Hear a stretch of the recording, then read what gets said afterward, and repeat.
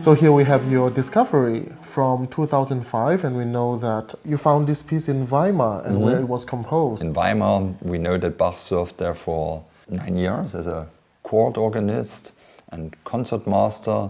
So whenever the Duke had his birthday or name day or so, the employees of the court provided some fancy poems to him. Right. So in print, short poems with some fancy wrappers. So, and there's a collection from the period when Bach was court organist there of almost 1,000 such occasional prints with poems about how beautiful, how great, how tremendous the Duke is. I came across this one and I opened it, and the title, a typical Baroque title, first half of the page is only the full name of the Herzog, of the Duke, and then it is said that a certain pastor from a city nearby Weimar, city of Buttstedt, a pastor named Johann Anton Mylius, provided a birthday poem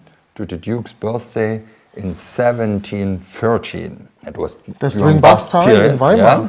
And it is said on the title that this pastor provided a poem based on the motto of the Duke. All these dukes had a certain motto, and Wilhelm Ernst, Duke of Saxon-Weimar, he was a strong Lutheran. And his motto was in Latin, omnia cum Deo et nihil sine eo. So translated into English, it is everything with God and nothing without him. There is a poem consisting of 12 stanzas. Each stanza starts with the German version of the Duke's motto, alles mit Gott und nichts ohne ihn. And then there's always a different interpretation of this motto in any of the 12 verses. So this is stanza 7, 10, 11. So when I turned the page, saw the score, especially the soprano clef in the beginning, I thought, oh my God, that looks like Bach. Because, I mean, Bach, he has a very beautiful handwriting, and especially during his Weimar period, he had some fancy ornamentation, especially for the soprano clef, but all the other characteristics of this score are very much Bach-like. So, but at the same time, I got nervous. I thought, okay, Michael, you are working here for almost 8 hours. It was a boring day. You are seeing a ghost, or something is wrong with you.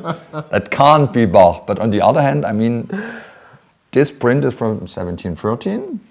It's a birthday gift by a pastor to the Duke of Weimar at a time when Bach was actually the court organist. So there is a chance that actually Bach has written this, and actually it looked like Bach. The library was about to close. I decided to order a microfilm or digital copies of it. 2 weeks later, I was back in the Bach archive, and it was exactly my first day in office when by mail the digital copies arrived.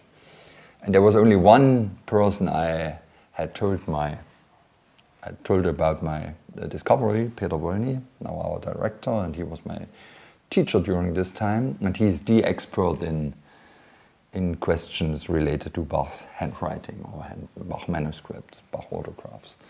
And we were together in my office when I opened the mail from Weimar, and there were printed copies of this, and he only took a very short look on it, saying, "There's no doubt. Congratulations, Michael."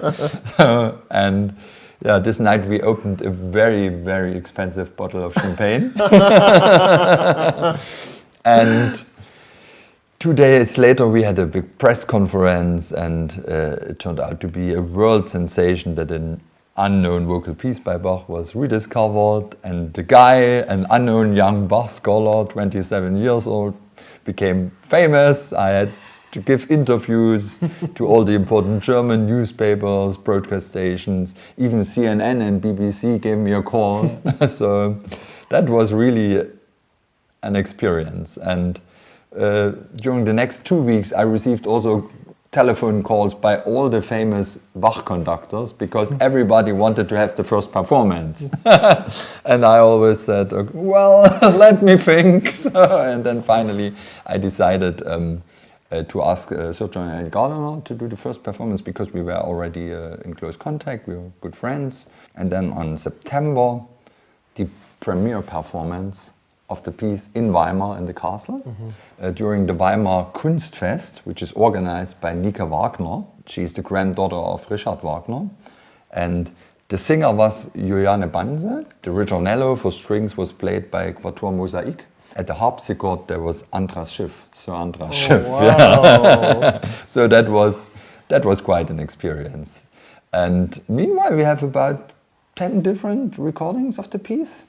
There is one recording of the piece with all the 12 stanzas. So then it's a almost 50 minutes piece. And this recording was done by Masaki Suzuki.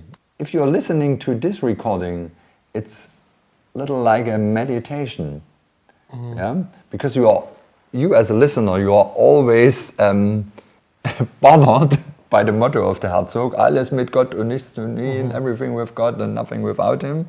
And then you are turning more and more into the world of meditation. One thing is actually visible in the text print. When you look carefully through all the stanzas, then you can see that Myrius decided to use bold types for the first letters of any word in the second line of all the stanzas. And especially the fourth word is not only bold types, but also larger letter than the others. And look, it's consistent. Read it downwards. Wunder. W-I-L-H-E and so on. And then it turned out it's Wilhelm Ernst, so that's the name of the Herzog. Very so smart. actually, Myrius created an acrostic, so consisting of 12 stanzas because the name of the Herzog is 12 letters. 12 letters. So, and the other bold types also mean something. So these are the initials of the Herzog. Wilhelm Ernst Herzog zu Sachsen-Weimar. So Wilhelm Ernst, Duke of Sachsen-Weimar. Bach realized that Myrius did some games with the name of the Herzog.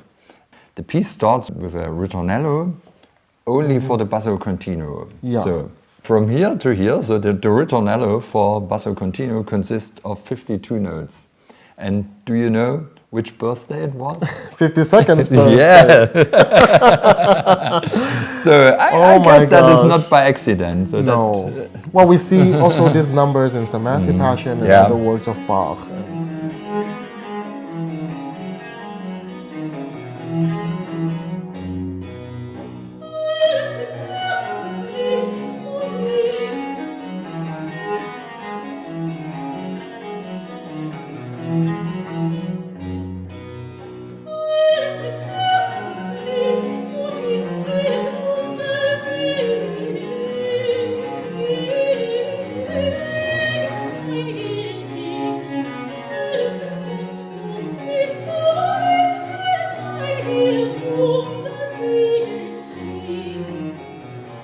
The Weimar period for Bach was very important in his life. When he arrived in Weimar in 1708, he was just 23 years old. And in Weimar he suddenly had access to music from entire Europe because the court was very well connected, 2 places in Italy, 2 places in France, and they had a music collection covering almost everything which was composed in entire Europe in early 18th century. And that was a much better situation than he had before in Mühlhausen or in Arnstadt, where he was only a municipal organist and all these cities didn't have a special access to this international repertory. Between 1708 and 12, when his work at the Weimar court was mainly focused on playing the organ in the service, he studied systematically all these important French organ composers, and studying for Bach meant always copying, Right. memorizing, and then imitating. And then by knowing so much about French style, he came up with a nice way of combining it with his own so-called German style.